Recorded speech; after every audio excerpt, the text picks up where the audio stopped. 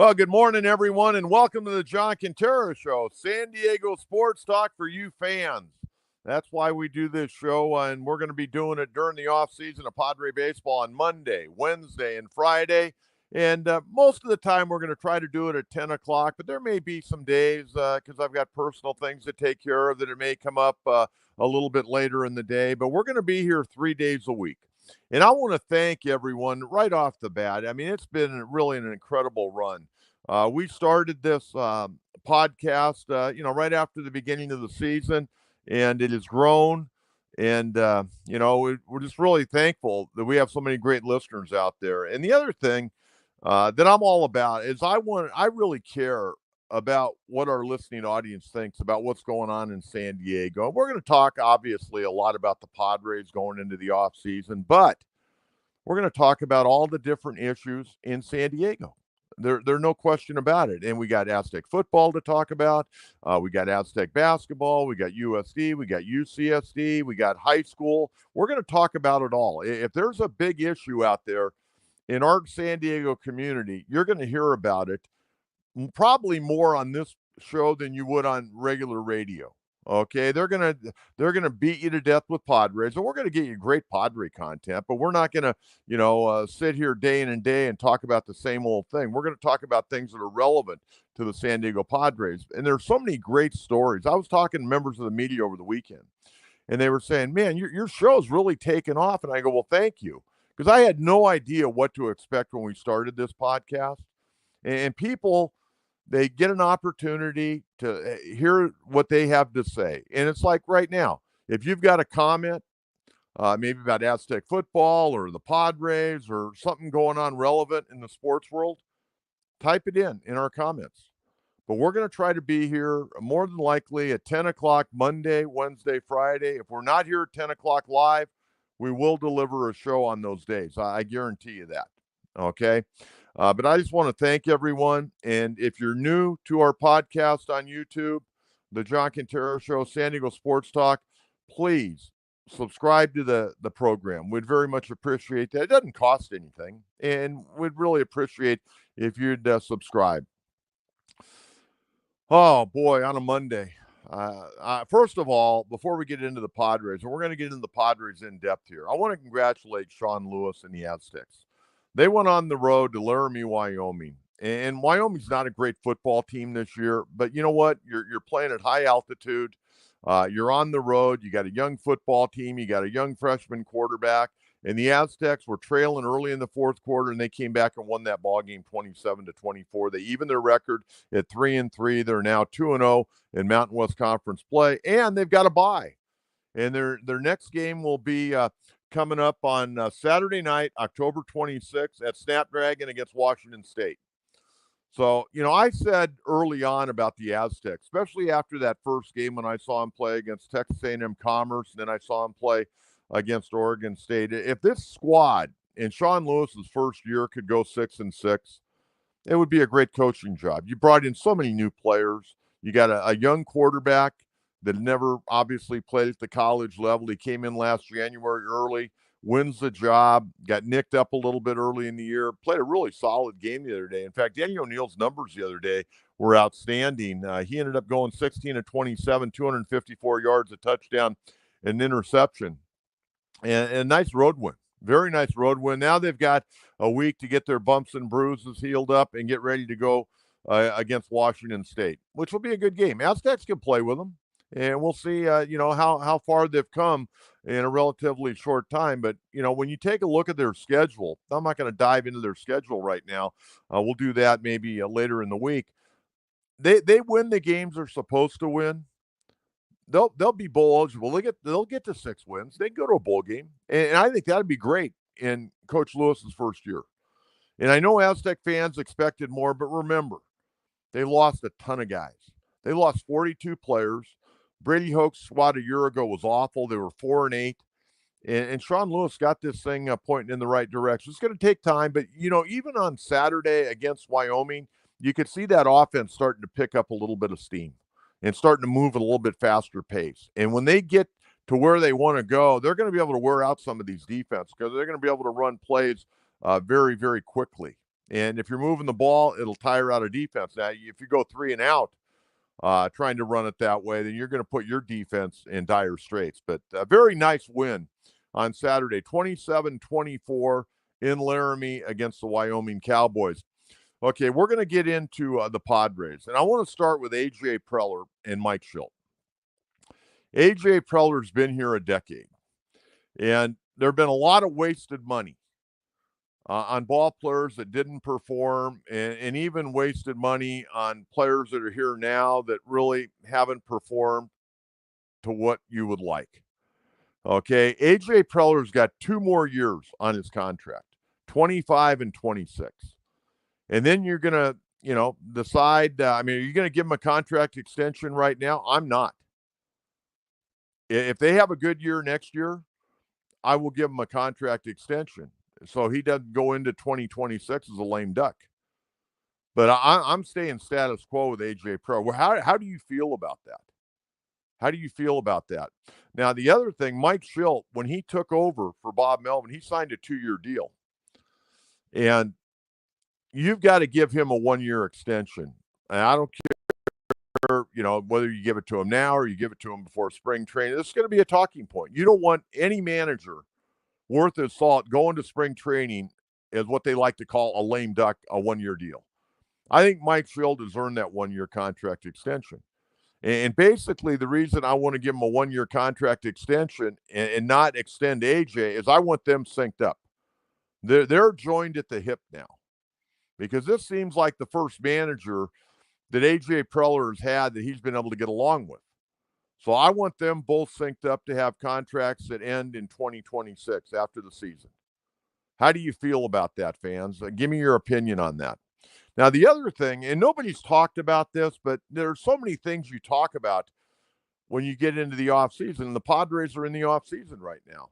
And we're going to get to the Padre struggles here in a minute. And, boy, they were mightily. One of the people that nobody ever talks about is the Padres chairman who took over when Peter Seidler passed away, his business partner, Eric Kentera. Now, when he was announced as taking over for Peter, he was announced as the interim club control person. That was back on November 16th of 2023. I guess my question would be, and we're not going to find it out. I mean, the Padres are going to keep everything close to the vest. But is Eric Kentera going to stay on in this capacity? Is he enjoying it? I think I would enjoy it if my team won 93 games and, the second best record in franchise history. But are they going to bring somebody else in to run the ball club and, be the chairman? Eric Grupner handles the business side, the president of the organization. He handles the business side. And then you got A.J. Preller, director of baseball operations and general manager. So a lot of it depends on Eric Kentera. If he stays in there, then I would imagine Preller and Grupner and Shildt are going to be in pretty good shape. But if you bring in a new chairman, all bets are off. You may bring somebody in that wants to clean house and go a different direction if they have a bad year next year. Next year is a critical year. And to be honest with you, this was the year the Padres needed to make it happen. This was the year they needed to make it happen. And I'm going to talk a little bit about the everyday lineup in 2025 here in a minute, but I want to get to the postseason failures of the Padres. I think a lot of times I'm a big believer, let sleeping dogs lie. And I think the Padres woke up the bear. They poked the bear one too many times with their attitude, whatever you want to say. And the Dodgers came back and stuck it to the Padres. That's unfortunate. I hope the Padres learned a lot. It's better to be humble and go about your business, stay focused, and go out there and play good, solid baseball day in and day out. And I think the Padres, after they won Game 3, they got a little too cocky. And, after that second inning in Game 3, they never scored again. 24 straight scoreless innings by the Padre offense against the Dodger pitching staff, including a 9-inning shutout where the Dodgers used 8 relief pitchers. It's unbelievable. And then the Dodgers come back on Sunday night and they throw up a goose egg against the New York Mets and beat them 9-0. Dodgers are on a roll, and they're going to be tough. I think the Mets are a really good team, and I think the Mets are going to still make a series out of it. We'll see what happens, but the Padres poked the bear one too many times. The Dodgers came back and stuck it to them. Everybody's on Dave Roberts. Dave Roberts had a great game plan. There's no question about that. But as good a game plan as it turned out, he had to have players go out there and execute. And his players went out and executed. Got to tip your cap. I know Jurickson Profar doesn't want to tip his cap to the Dodger pitchers, but you know what? It doesn't really matter what Jurickson Profar thinks. The Dodgers certainly tipped their cap to our guy, Yu Darvish, who went out there and threw a heck of a ball game that night. You know, he gave up 2 solo homers and got beat. But the Padres, they just very disappointing because really, folks, this was the year the Padres could have got the Dodgers.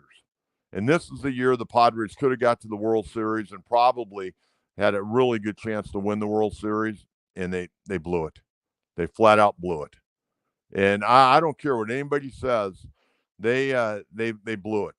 I mean, with all the Dodgers struggles in their staff, and really got to give them credit, man. They won 98 games, and they were mixing and matching pitchers all year long. They used 40 pitchers over the course of the year. And I know nobody in San Diego ever wants to give them credit, but, man, you got to give credit where credit's due. And they got the job done when they had to. And the Padres, man, they had them on the ropes. They had them on the ropes. It's like a heavyweight fight, man. You get in the deep rounds, you had them on the ropes, and you let them off, and they got you with that big punch. And that's exactly what happened. And I sit here on a Monday morning, I'm ticked off. I'm ticked off because there's no guarantees in 2025, folks. It's going to be a whole new ball club. You don't know if Profar's coming back. And, you know, if he comes back, I mean, what price are you going to pay? I mean, you got a lot of money right now tied up in 3 everyday players. With Tatis is going to start making more money, Manny's going to be making more money, and Bogarts is going to be making more money, let alone Cronenworth, who was a major disappointment in the postseason. But this was the year the Padres could have taken the Dodgers out again and got to the World Series, and they fell flat on their face. Right there. They're right there. They're knocking on the door, but they couldn't kick the door in. And the Dodgers deadbolted it and came back and stuck it to the Padres.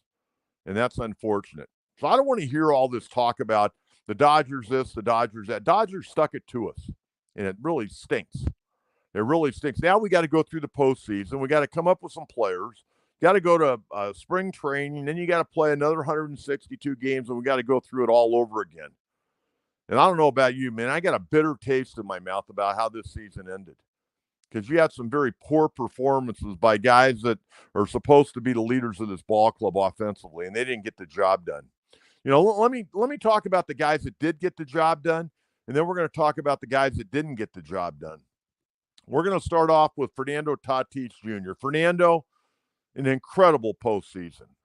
Really, I mean, you couldn't have asked for more. I mean, to me, and I've said this all along, and I'm like a father.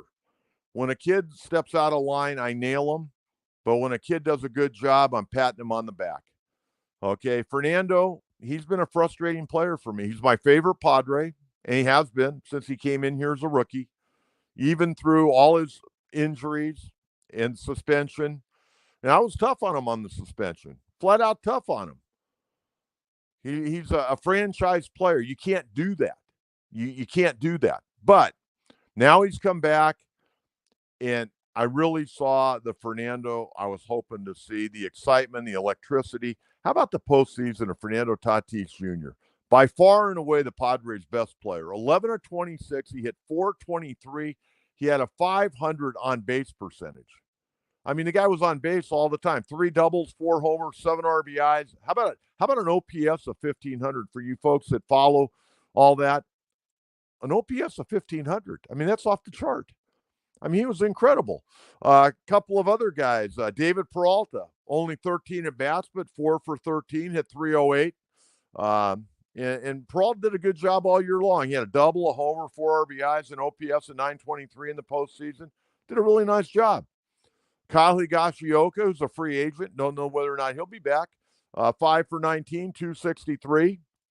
A double, 3 homers, 5 RBIs. Did a nice job, hitting down in the lineup, handling the pitching staff. I'd like to see him come back at an affordable price and be the backup next year. He hit a career-high 17 home runs. I don't expect him to do that again, but did a nice job. And then Jackson Merrill, didn't do anything out of the ordinary. I mean, 6 for 24, 250, 333 on base percentage, a double, triple, a homer, 5 RBIs. He did fine for a young kid. Did a great job. Now, some of the guys that struggled, and you know what? Most of them struggled. Profar was awful. Profar was 5 for 25. He had 200 with a 286 on base percentage in the postseason. Now, here's a guy that finished right behind Ohtani in the regular season and on base percentage, and he was 286 in the postseason. Couldn't get on. And you know what? No extra base hits. He had 1 RBI. He's a free agent. He's going to be 32 when he goes to spring training. What kind of contract are you going to offer Profar? He had his best year ever in the big leagues. You going to bet on that again? You going to give him a 2 or 3 year contract? I'm not. I'm giving him maybe a 2-year deal, but it's got to be affordable. I'm not giving him $12, $15 million. Let him go somewhere else. I mean, he had his best year ever this year. I'm not betting he's going to hit 24 home runs next year. I'm not betting he drives in 80-plus runs next year. Are you? Now, you got to look at the bulk of his career. And really, I thought he kind of slowed down offensively towards the end of the year. I mean, his numbers weren't bad, but he wasn't that catalyst late in the year like he was early in the year. And then, how about Manny? Manny had a postseason to forget. Absolutely a postseason to forget. How about 5 for 28? He hit 179 in the postseason. In the 7 postseason games, Manny Machado hit 179. And you know what? You know what his on-base percentage was? 179. He couldn't get on base. He ended up with a homer and 4 RBIs and an OPS of 500. He's 1,000 points below Fernando. Manny didn't deliver. You can say, well, he had a bad series. Well, you know what? He had a bad series. So did your 3-hitter. Your 3 and 4 hitter were awful in the postseason. Awful. How do you explain that? Well, I explain it by the Padres are sitting at home, on vacation now, and we're having to watch the Dodgers and Mets play. That's how I explain it. Guys couldn't get the job done. Cronenworth. How about Cronenworth? 3 for 22 in the postseason. He hit a whopping 136. 136 for Cronenworth. He had a triple. You know how many RBIs he had in the postseason? He had as many as you and I did. He had goose egg. He had 0. How does that happen? He didn't have 1 RBI in 7 games. Not 1 RBI in 7 games, and in 22 at-bats, he struck out 9 times. And you got him under a long-term contract. Okay, Bogarts, 4 for 24. He hit 167.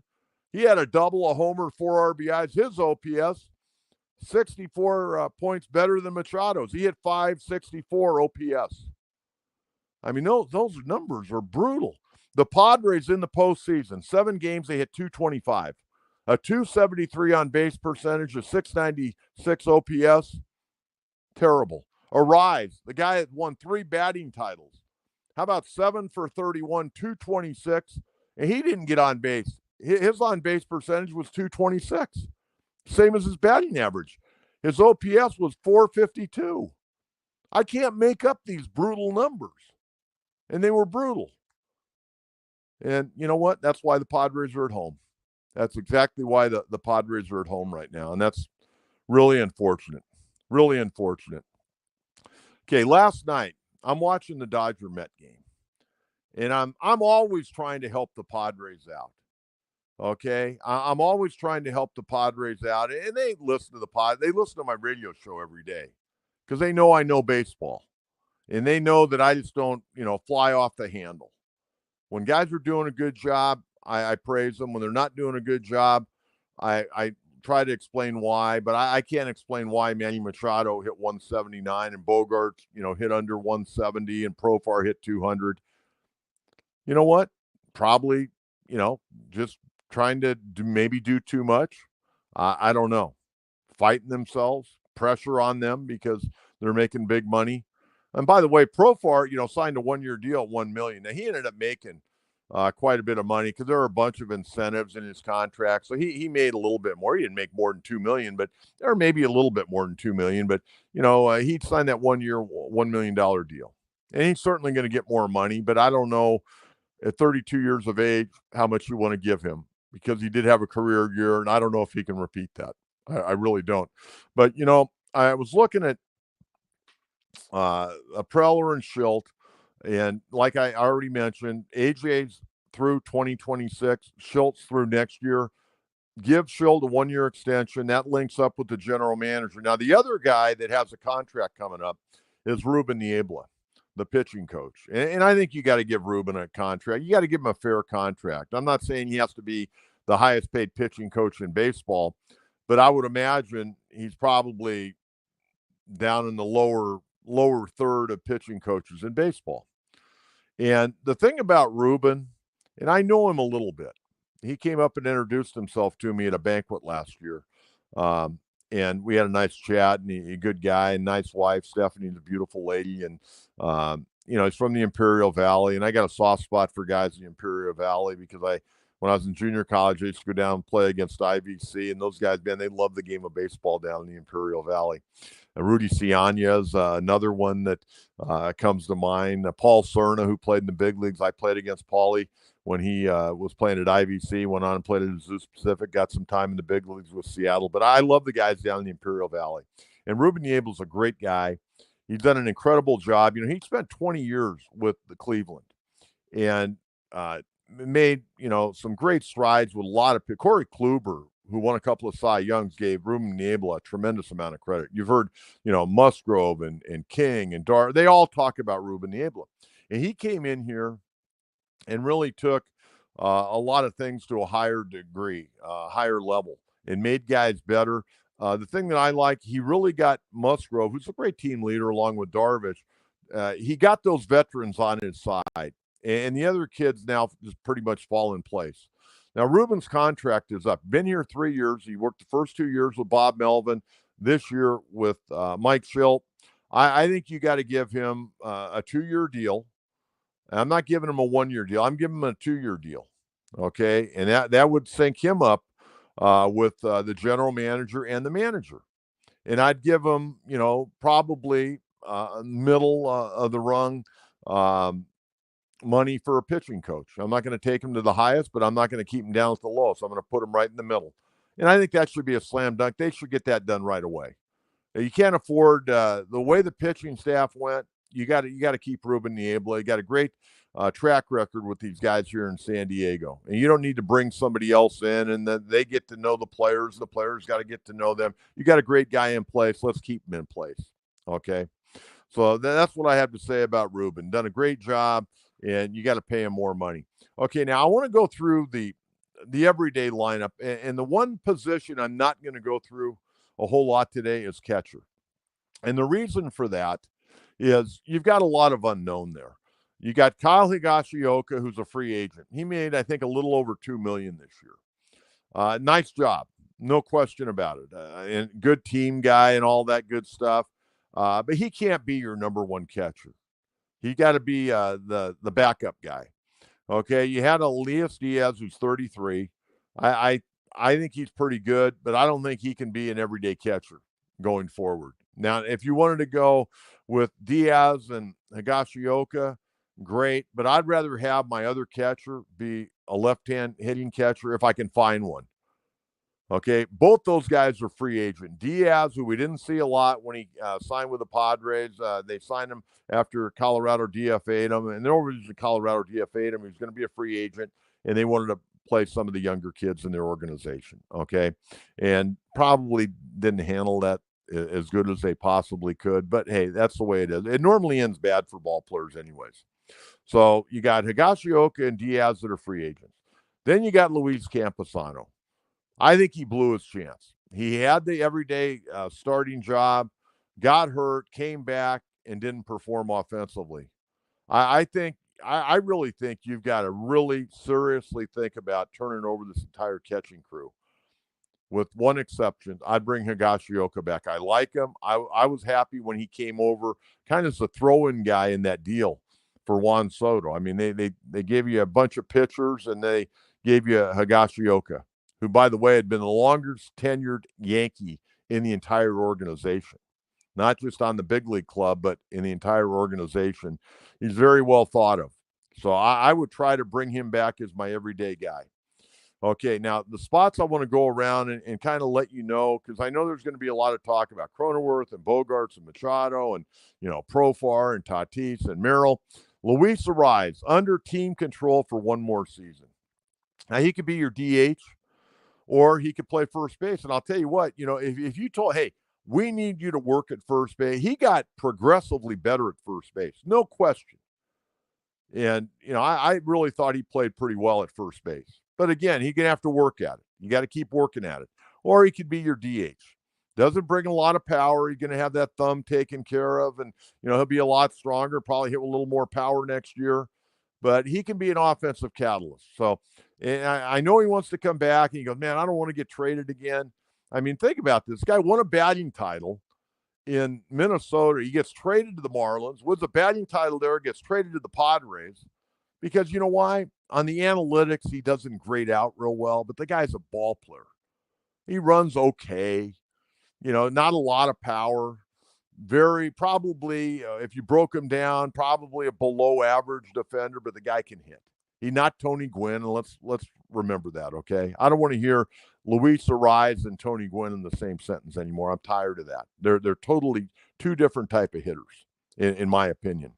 Okay, so Luis Ariz under a one-year deal. Okay, I don't think you extend him. I don't think you extend him. Now, Jake Cronenworth. Oh, my goodness. I was looking at his numbers, and I'm going to share these numbers with you because they're just not good. Not good. And I like Crone. I like Croney a lot. But, you look at his number. Overall, he hit 241 with 17 bombs and 83 RBIs, 29 doubles, 3 triples. 714 OPS. Last 3 months of the season, he hit 5 homers. April, May, and June, he hit 12. So he really slowed down. He hit 5 homers in the last 3 months. 2023, go back a year, he hit 229 with 10 homers, 48 RBIs. Okay? He's under a long-term contract. His contract's a 7-year deal worth $80 million. 2024 through 2030. Okay, in 25, this next year he'll be making $11 million. In 26 through 30, he'll be making $12 million annually. That's really not that bad, but I think maybe we've seen the best of Jake Cronenworth. I mean, give me your take on that. I mean, he's kind of a fan favorite, but are you going to win a World Series with Jake Cronenworth playing second base and batting, somewhere in the middle of your lineup? I mean, he was hitting third, he was hitting fifth, he ended up in eighth because he went in such a dire straits. And in fact, if you look at his numbers, he had 24 at bats in March, he hit 375. April and 90 at bats, he hit 233. May, 102 at bats, 265. And then in June, 104 at bats, he hit 250, but then it really fell off. Last 3 months, he hit 198 in July. August, he hit 260. In September, and 76 at bats, he hit 184. I mean, that's really fallen off. But, hey, you got him under a long-term contract, okay? Now let's go to shortstop. Ha-Seong Kim, I think, is as good as gone. There's a mutual option for next year. There's a $2 million buyout. So if he waves goodbye to the Padres, they got to give him $2 million to say goodbye to him. And he hired Scott Boras in the Boras Corporation a week ago. He's coming off labrum surgery. He's not coming back. Okay? He's not coming back. So what are you going to do at shortstop? Now you got to go back. And I talked about this. When they decided to make that move, I thought it was a bonehead move. Moving Bogart. You signed this guy to an 11-year contract, and after 1 year, you're going to move him to second base and devalue him? Amazing. I don't get that. I don't get that at all. And Ha-Seong Kim had won a Gold Glove at second base. And now you're moving him back to shortstop where, in my opinion, in 2022, he should have won a Gold Glove. He was the one of the 3 finalists that didn't win it. But nonetheless, now you got Xander Bogaerts, 11 years, $280 million. He got a $5 million signing bonus. 2023 through 2033, he gets $25 million annually, full no trade protection. Okay? Whether you like Xander Bogaerts or not, and I do like him, but I want to see the Xander Bogaerts that I watched all those years in Boston, not what I've watched here the last 2 years. But, hey, he's here till 2033. 2033. Okay, making $25 million annually with a no trade. Then you go to Manny Machado. Machado under an 11-year, $350 million deal. He's here till 2033 as well. He got a $45 million signing bonus a year ago when they decided to extend him. And remember, they had 6 years left on that deal, but he could opt out at the end of the year, and the Padres pulled the trigger. $45 million signing bonus. He got $10 million on December 1st of 2023. And then he gets $5 million each December 1st. That's a nice Christmas gift. From 27 to 33. Okay. And then $13 million annually from 23 to 25. In 2026, he'll get $21 million. And then $35 million annually from 27 to 33 in a full no trade protection. Okay, you got a lot of money tied up in Bogaerts and Machado and Fernando, and I'll get to Fernando's contract here shortly. Jurickson Profar, National League All-Star this year, very well deserved. Free agent, played under that 1-year deal worth $1 million. And I was talking about his player performances. He had 668 plate appearances this year, folks. For 150, 250, and 350 plate appearances, he got 100,000. So there's an additional 300,000 right there. He got 200,000 for plate appearances, 400 and 450. And then he got 250,000 for plate appearances, 500 and 550, and he got 300,000 for 600 plate appearances. So he made a little extra money. So he'll be able to buy food and put it on the table for the family. He did okay. And then Jackson Merrill, under team control for 5 more years. This past year, he made $740,000. Kid was amazing. I hope he wins Rookie of the Year. I'm not going to hold my breath because Paul Steen's got a lot of the national love. But Jackson Merrill played great baseball. Now, I know there's going to be a lot of talk, and apparently the Padres talked about wanting to extend him before he ever played his first big league ball game. And you know what? I would imagine they'll probably work on some kind of deal. I would think Merrill would want to sign long-term here. But the Padres, they don't have to necessarily do that right now. They could wait till after his second year. I mean, I expect the kid to continue to grow and get better and get stronger. He was amazing. Where would the Padres have been without Jackson Merrill? Not only offensively, but how about defensively? How good was he? He was fantastic. Absolutely fantastic. Who knows, in the National League, he may be a finalist for the Gold Glove this year. When you start looking around of guys that were everyday players, I mean, there's guys that, come off the bench late in ball games, defensive specialists. But as far as a guy going out there day in and day out, playing 9 innings, Jackson Merrill's got to be right there with just about anybody this year, I would imagine. But the Padres, they could make a deal and try to sign him long-term this offseason, or they could wait. And next year, if he has another big year, maybe the price even goes up more. So they may want to pull the trigger now. I'm okay with whatever the Padres do with him. I very much am. Okay, and then Fernando. You got Fernando under what I consider a very fair contract, as long as he's on the field. And that's been the big problem. He's never played a full season. I mean, the most he ever played in a season was the COVID year where they played 60 games. He played 59. Yeah, I mean, he's played in over 100 games, but I want to see him play like 150 or 155 and see what kind of numbers this guy can put up. And, he's not making a lot of money. I mean, this year he made $11 million. Next year it's going to go to 20. In fact, in 25 and 26, he'll make $20 million. Then in 27, it goes to 25, 28 is 25, and then from 2029 to 2036, he makes $36 million a year. Now think about this. In 2033, well, it's even before then. I think it's from 27 to 33. You got some big money coming off the table, but in 2033, you'll have Bogarts in the last year of his contract making 25. Manny will be in the last year of his contract making 35, and you'll have Fernando with 1 year to go in his contract making 36. I mean, you got a ton of money wrapped up in three players. So my suggestion to the Padres, you better start developing some players. And you better develop pitching because pitching costs you a lot of money. That's where the Padres are at right now, folks, with their everyday lineup. And, guys like Peralta, Donovan Solano, I don't know if you want to bring them back, even though I like both those guys. They're a little bit long in the tooth. I like veterans, but are they going to be able to do next year what they did this year? I don't know. I don't know. And do you want to gamble on that? What's the budget going to be? Are they going to keep it right around the same? Are they going to go back? Are they going to drop? I don't know. And you got a lot of decisions to make on your pitching staff. So that's kind of where we're at, folks. All right. So we got a lot to cover. Again, we're going to be doing this show Monday, Wednesday, and Fridays.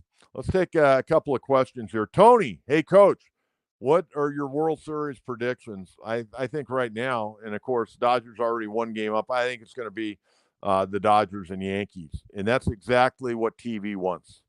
I mean, they don't even want the Mets and the Yankees. They want the Dodgers, Yankees. They want West Coast, East Coast, two of the greatest baseball franchises in history. So I think that's where I'll go with that, Tony. But I thank you very much for that. I look forward to you sending me a lot of questions throughout the course of the year. Okay, now just a reminder, Monday, Wednesday, Friday, we're going to try to deliver at 10, but it may be because of personal things. It may be later in the day, but we will have shows on Monday, Wednesday, and Friday. Hi, Coach. Thanks for being on the air. Austin, I know you're one of my longtime listeners, my friend. I thank you very, very much. Very much appreciate that. Eng, let's be honest. The Pods lost. Had more to do with superior Dodger hitting and pitching than Pods choking. I got to be honest with you, Eng. Well, again, you got to give the Dodgers all the credit in the world. They went out there and got the job done. And, they went out there and stuck it up the Padres' tailpipe. No ifs, ands, or buts about it. But I don't like to say, I've never liked the word choke. I'd like to just say they didn't perform to their best ability. And you can call it a choke if you want. As an athlete, as a coach, I've always had a hard time with that word choke. I don't know. Maybe it's just me, but I'll tell you this: they certainly didn't perform up to their level of ability. There's no question about that. WK Cronenworth is solid in the field and a major liability at the plate. He would be very easy to replace. Yeah, I agree with that. WK, I also think he got to go back to some good, solid hitting mechanics. I mean, his balance, a lot of things were really off with Jake, and they're going to have to sort some things out with him. And again, maybe they're going to try to move on. Again, he's got a contract that probably could be moved. I mean, you might have to package him with somebody else, but you could probably move him if you wanted to. Camille Harris, I'm so shocked the Padres lost. Manny didn't show up. He is the leader. Well, he's the leader, all right, but he certainly got to lead more by example than just by words. And 179, you know the tough part about that, Camille, is you got to live with that. And I know guys make a lot of money, but man, if you have any pride in your game, you got to live with that all off season. And that should fuel you in your workouts of wanting to come back next year and not only do during the good in the regular season, but get into the postseason, make up for these porous numbers. I mean, that's a tough off season after a good regular season and battling through the shoulder. I mean, that's tough to have to sit on that in the postseason, hitting, what Manny hit.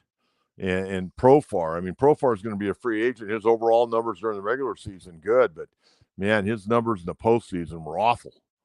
A lot of guys' numbers were awful. I mean, Tatis was good, Higashioka, Peralta, Merrill. They were, I mean, Fernando was just off the chart. I mean, he's putting up historic numbers there in the postseason. Rocket Dog. I love Rocket Dog. Hey, Coach, I felt like we had the edge on the Dodgers in the NLDS, but after many years of following baseball, I knew nothing was for sure. Rocket Dog, you're right on. And they had a lot of guys out on the mound that had a rocket arm, and they stuck it to the Padres. Padres had no answer for the Dodger pitching. I mean, they were flailing away, hitting ground balls, long fly balls that were going nowhere. Dodgers, man, they did the job. You got to give them credit. You know what's funny? The Dodger fans are always on the Dodgers. Dave Roberts, and I've told people, Dave Roberts could go 162-0 and win the World Series, and people would still be on him because he didn't win by enough of runs. I mean, they're spoiled up there. They're completely spoiled. They won 98 games, the most of any team in baseball, and they're pissed that they didn't win over 100 this year. Lalo 760. Good morning, Coach. What would be one move you would make or a player we would keep and re-sign? Well, I'd bring back Profar if it's an affordable contract. I'm not going to go crazy and give him a 3-year deal. I don't need any more guys. They're going to have contracts in their mid to late 30s. And Profar, when he reports to spring training, he's going to be 32 years of age. I would probably give him a 2-year contract, but I'm not giving him $15 million a year. There's no way. I'd give him like a 2-year deal, maybe $8 million a year, maybe at the most $10 million a year. But you know what? If he doesn't like it, I'm going to go out and try to bring somebody else in that's hungry and maybe give me a little bit more power. And those guys are hard to find. Those guys are really hard to find. But I don't know. I mean, again, I go back. This was our year. This was our year. Next year's no guarantee. I know the Dodgers are going to be really good next year. Okay? I know the Diamondbacks are going to probably be pretty good. I expect the Giants to be a hell of a lot better now that Buster Posey's running that organization. They're going to get back to playing old school baseball. And the Giant ownership is not going to allow their fair-haired son, Buster Posey, to fail. They're going to spend some money. One-stop hauling. We miss you in the radio, Coach. Ted from Tijuana. In fact, I'll tell you what, Ted. October 12th, a couple days ago, that was the 1-year anniversary that I was notified that I was being taken off the air with the highest ratings in midday radio in San Diego. Okay? I don't know how that's worked out for them, but I got news for you. It's worked out very well for me. How about that? I love to be on the radio every day. It was great, but I love here. You know the great thing about being on YouTube is I can interact both on the air and, people texting me on Facebook and on X. But more than that, if something happens, if the Padres made a big trade, I can walk into my room and I can go on YouTube and I can talk about it immediately. I don't have to drive to the radio station, listen to what people need to tell me. I can just go on the air and talk about Padre baseball. Okay, it's worked out very, very well for me. I'll let them decide if it's worked out for them. I've seen the ratings. Enrique Lopez, Robert's not having to manage in the last 3 games. Well, I think I think Dave did manage in the last 3 games. He managed prior to the game, along with his front office and Mark Pryor. They put together a great game plan against the Padres and the first game against the Mets. We'll see what they're able to do. They're going to have to go another bullpen game, it sounds like, on Monday. So we'll see how they do with that. But, man, that first one, when they went bullpen against the Padres, they stuck it to the boys pretty good. All right, barbecue chips. Dylan Cease, the biggest disappointment in the postseason, 2 starts and a ton of runs. Now, that's going to be an interesting one. And there's no doubt. I mean, the numbers don't lie. The numbers don't lie. And he tried to come back on short rest. That didn't work out. You can blame whoever you want on that. Okay, but the bottom, he didn't get the job done. That's why I wanted to go with Michael King in that very first game against Atlanta. He's a more consistent pitcher. Not only that, he got better mound poise. Dylan C's got to grow up a little bit out there on the mound. Little bit of a head case. Maybe that's why the White Sox, as bad as they were, they could have had him under control through 2025, but they decided to part ways with him. So, that's another decision A.J. Preller is going to have to make, and I don't think they're going to make it this offseason. They got one more year of Cease. Do you extend him? From what I've seen right now, I probably don't, unless he can mature a little bit there out on the mound and have better mound poise. I mean, if you look at him, when he's going well, it's one way, but if he's struggling, you can see that he's a different guy. He's a completely different guy. So you got to have a little bit more mound poise. When hitters and other teams know that you're fighting yourself, that just gives them more confidence at the plate. All right, JM, when Manny's your leader, that's a tough clubhouse. Well, they say Manny's a leader. And you know what? Manny ain't going anywhere, folks. He's not going anywhere. He's going to be here till 2033. You think you're going to be able to trade Manny Machado?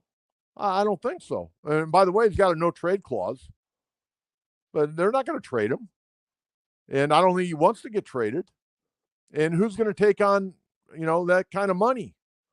Not a lot of teams going to take on a 30-plus-year-old third baseman with that kind of money attached. I mean, man, I have a hard time. It's like the Dodgers. They signed Will Smith. Anybody watch Will Smith since the All-Star break? What happened? The guy forgot how to hit. I know he ran into one against the Padres and hit that grand slam, but he forgot how to hit. And they're going to have him till he's 39 years old. Padres are going to have Manny till he's 40, 41. Profar. Or not Profar, but Bogarts. He's going to be here till he's like 40.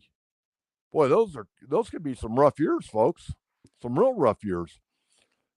Manny and Profar are so cocky and acting like jackasses, but when it's time to play, can't even hit the side of a barn. I'll let you decide on that. Again, I'm more of a guy, keep my mouth shut, go out and play, let my play do the talking. And like I mentioned at the top of the show, they poked the bear. And the bear poked back in a big way. Blurs 619, new subscriber. Hey, Coach, I think Joe's injury was the beginning of the end. Oh, by the way, Joe had surgery.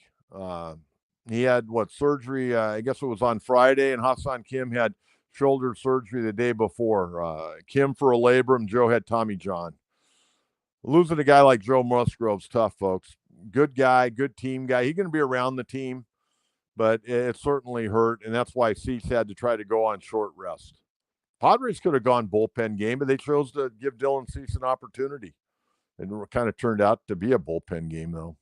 But Blurs, thank you very much. Very much appreciate you being a new subscriber.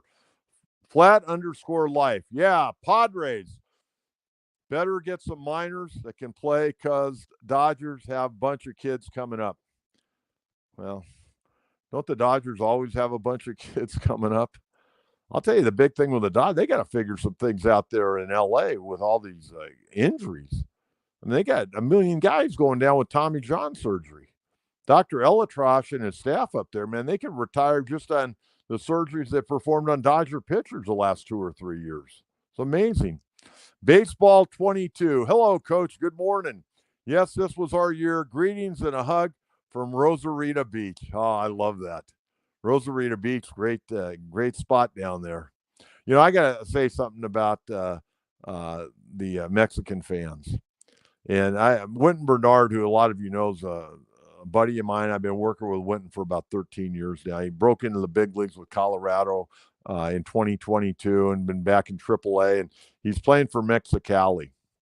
Played in Monterrey last night. And I was telling Winton, he's played in Mexico before. The fans down there, and they had over 11,000 in Monterrey last night to watch a winter ball game.